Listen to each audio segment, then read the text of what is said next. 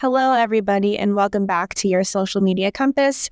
My name is Jacqueline Baker, and I'm so happy to be here with my friend Derek Anderson. How are you today? I'm great, Jacqueline. Thanks for having me. It's a true privilege to be here. I love doing these, and it's always fun. Oh, of course. I appreciate you being here for me. Yeah, so tell everyone your name, your company name, what you do, all that good stuff. So I'm Coach Derek Anderson. I've been coaching since I was 18, so I can't do math. I'm 35 now. That's like 16 years or something. Anyway, I started Elevate Performance Group to help software companies, their employees with their health and wellness.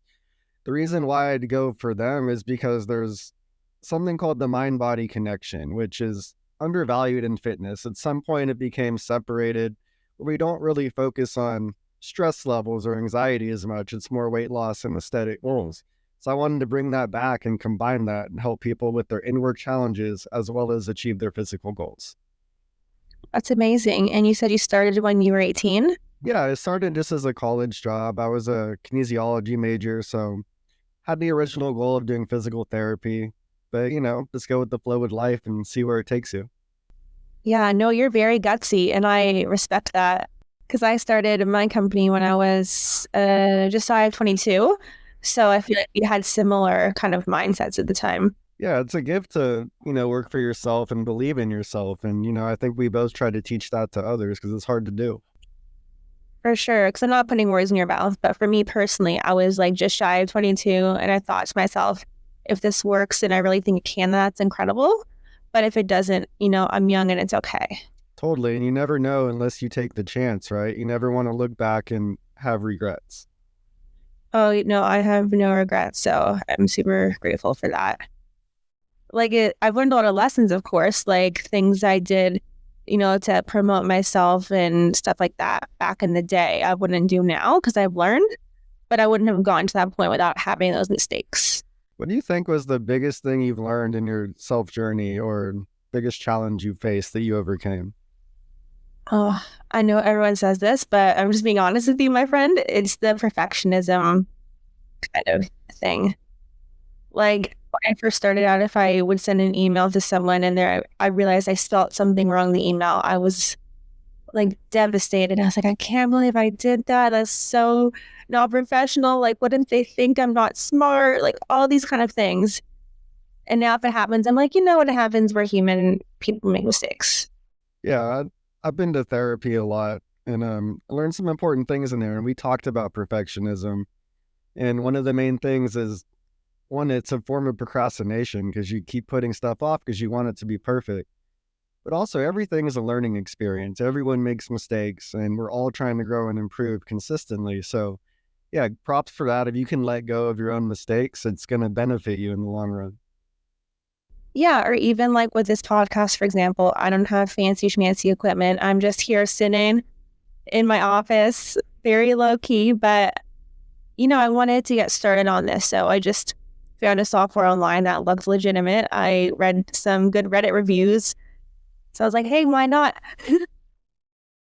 I'm sorry for asking this, but what is your main goal with the podcast? I know we've met previously, but yeah, let's just hear it out. Oh, no apologies needed. There's a lot of goals. I want to connect with more professionals in the space and teach myself and others just kind of like what's worked and what hasn't worked for other businesses and dab into the social media aspect of it as well. Yeah, I'm happy to answer anything about my own social media journey. If you have any questions, there's obviously ups and downs, and it's such a saturated market that can be really hard sometimes. And what people don't realize is the constantly changing algorithm. Like if you're not on top of that or getting hit or updated, it's really hard to stand out. I know. So what platform is most effective on your end? Is it LinkedIn? Is it Instagram? What is it? So Elevate, we use Instagram, LinkedIn, email threads, no TikTok. We do have a Facebook group that we try to invite people in, but that's more like private, more for leads. LinkedIn works the best for us because we've had, sales navigator use. So all those reach outs happen automatically. And it's cool because it's structured in a way where anyone listening, if you've used LinkedIn, you know you get those kind of spammy messages you brush off. But we're trying to open up a personal relationship because, especially with coaching, it can be really personal and intimate. So we can start initially from that and you're not feeling sold to. We actually grow a conversation and have that mutual support. That's been the most effective. Instagram's been really hard with, how reels have taken over, and then you can repurpose content and use AI things like Spike Studio to make those reels for you. But it's still really hard to stand out and get that attention. Yeah, it's interesting how you said Threads. How has Threads been working out for you? So we use a CMO service called Meta Digital, and they've helped us establish it. But you're basically moving people through a pipeline. Like anyone who's interested, it can track what emails they click and move them on to the next step as you continue to grow that support. So that's what's worked the best. But I've had to have a lot of help with that because what I do is coaching. So I'm learning a lot as well doing these podcasts and working with other people. Definitely. I haven't done that many episodes so far. I think I've done maybe around a dozen, and I feel like I've even learned a lot just through the people I've had conversations with. Yeah, we have a podcast as well. And I was in the same boat as you. We've only done 13 episodes, I think. But yeah, keep pushing through that perfectionism because it does get better and it starts to get a lot of fun. You can really open up and have some fun conversations. Just, not being too hard on yourself. And that goes with anything in life, everybody. Like, just let go and put yourself out there. You never know what might happen or what you might learn. Why did you start your podcast? It was something the marketing organizer wanted, um, just to kind of grow, like, for one, it's content you can use in social media, but also building connections with people. It may lead to a sales opportunity. It may not, but you still have that connection. You both get content and yeah, just kind of grow the audience. And I do think it's a lot of fun. Get some fun stories and learn new perspectives. And yeah, so that's been my struggle too, is letting go. Like we used to have forms, well, we still do, but having questions predetermined. But as you get more comfortable, you can let go of that and just kind of have a more free flowing conversation like we're doing right now. We kind of had no plan today, right? It's just going in. Yeah. And now you and I are friends. Exactly. Yeah. What's your podcast called? It is called Workplace Wellness Strategies. It's on YouTube and Spotify. Nice. Very nice. Do you have guests? Is it solo? A bit of both?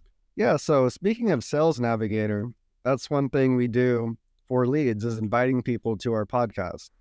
And there's no pressure to sell anything. It really is just about growing content, mutual content for each other and growing a connection. If it leads to more interest, that's great. But if not, we have a stronger bond now. And that's helpful when you post things. Then you like each other's stuff, which boosts it on the platform that it's going to get more views. So it's a win for everybody. And in the process, anyone listening, it's valuable content that can help them. If it's about fixing a muscle imbalance like back pain or lowering your stress levels, we talk about everything health related. So helping others in the process is huge too. Yeah. It's interesting for me anyways. Sometimes I'm more in the mood to learn from a podcast, and sometimes I'm more in the mood to learn from like a YouTube video. Yeah, YouTube is a great tool for learning stuff for sure. I know. Like if I'm driving and I just want to kind of refresh my mind, if you will, on a topic, then I'll do a podcast. But if I need to see something super step by step, then I know I have to go to YouTube. Speaking of driving, that's funny you bring that up because, I'm like one of the least handy people in the world, sadly. But I remember having a flat, having to pull over and, okay, YouTube, like show me how to change this tire real quick. So it can come in clutch. No, I've never changed a tire, but I've definitely YouTubed tons of things. Recipes is a big one too. Oh, are you a good cook? No, that's why I have to go to YouTube. What do you think's the best dish that you can make consistently? Ooh, that's a good one. I know. The first thing that pops in my mind was eggs, but I feel like that's not so fancy. For me, I'd have to go with a baked salmon. Anyone listening, you want a recipe, preheat the oven to 400, put some cayenne on there, some lemon salt, squeeze some lemon on there, bake it for 20 minutes. Comes out good. Nice. Another reason why I love these episodes is like you'll start chatting about marketing and business, and then you just get to, like cooking. It's like, how did that even happen? That's what happens when you just free flow, right? Just stay in the moment.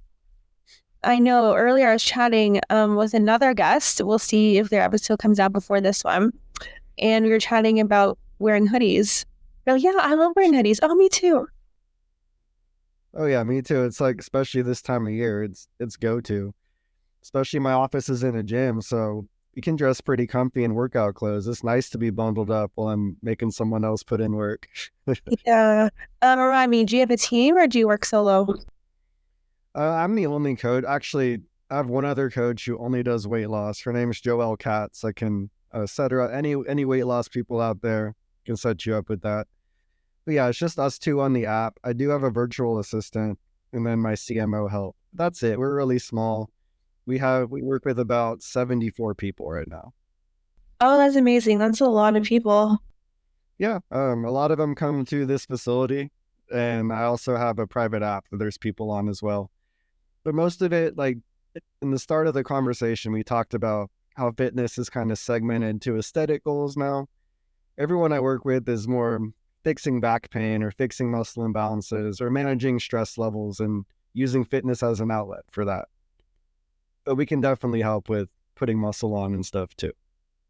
Yeah, I know. I definitely feel that. Where do most of your customers find you? In the fitness world, it's mostly word of mouth. We do work in a big business park, so there's lots of other companies here. So they do come to our gym, and I can help them that way because it's so close. But with social media, it's really hard to get people on there because there's so much saturation with fitness, and that's why LinkedIn works the best for us because on a B2B platform. Um, yeah, you've probably seen this with social, how saturated it is, especially in fitness, that it's made it so accessible for everybody to try to coach people. So it's hard to stand out, you know? I completely agree with you. And it's so easy to find tutorials now on YouTube or other platforms of anything fitness related. Whereas, even 5 years ago, it was really tough. Yeah. And for anything you want to do, even for your goals in social media managing and marketing, like the internet is a trade-off. It's made endless possibilities for everybody to do something they love and want to do, but it's also more competitive. So I think I'd take it, but it can be frustrating sometimes. You just kind of have to remind yourself that even if there's other people out there in the space who are similar to you, they're not the exact same as you. Exactly. Especially when you narrow down your niche and, find out who you can really help the most. And that's why I pick software employees, because what I do mentally is most relative to them. So there's a good fit for everybody out there. Exactly. Or there's some people I follow whose advice isn't any different than other people's advice, but I feel like I relate to them on a personal level. Like I feel like our personalities are similar, so I'd rather watch them. Oh yeah, 100%. And especially if they have detail, like in the fitness world, there's posts that are viral or have, 60,000 plus views, but their form is off. But no one's going to really know that unless you're in the industry. So if you can provide that detail and value, like I try to teach a lot about the body to people so they understand why they're doing what they're doing, as opposed to just how it's going to make them look. So little things like that will help separate you. Exactly. 100%. So what are your main platforms? You have the podcast, you have LinkedIn. What else? We have a private app. It's invite basis only. Apple Store is really hard to get into, but also we want to personally coach and build that connection. So I want everything we do to be used at a high rate. That's an issue with a lot of companies is they provide wellness, but no one uses it. So then they don't get a return on their investment. So personal coaching is a way to bridge that, especially you grow a connection and they really trust you. And I want to, make or provide a high impact on someone's life and be something they value. That's why I do this. So those are our main platforms. We don't really have any YouTube workouts, but we do like guided meditations on there, positive mindset videos, like words of affirmation and things like that. Yeah, amazing. Like from what I see online, you seem to be doing really good stuff. So keep it up. You're doing great. Likewise. Yeah, and I have to catch up on more episodes of your podcast for sure. Oh yeah, me too. I'm excited to check out more. I have to watch the hoodie episode for sure. Nice. I love it. Are there any final thoughts, words of wisdom, key takeaways you want to share before we start wrapping up? Just to the audience out there, whatever you want to do or accomplish, just keep going after it. Stay in the moment. I'm guilty of this too. I think we all are, like looking too far ahead in the future and what the end goal is. The hardest thing to learn for all of us is that the journey kind of is the reward, like how much you grow and learn in the process. Um, we're here for a short time, so just make the most of it and enjoy every single day. Just put our all in and just let it play out how it's meant to ride. I love that. Such great words. Let everyone know how they can get in touch with you. You can find me on, sorry, you can find me on LinkedIn under Derek Anderson. I'm the president of Elevate Performance Group. You can visit elevateperformancegroup.com to schedule conversations or meeting with us at any time. And same thing on YouTube. Just check out Elevate Performance Group. There'll be some great content in that'll help you for your goals.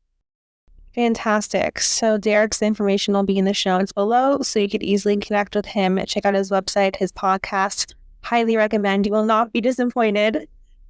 Thank you so much again, Derek, for taking the time, and thank you to everyone for listening. I hope you loved the episode, and until next time, I'll see you all in the next one. Thank you, Jacqueline. I'll see you all soon. Of course. Bye, everybody.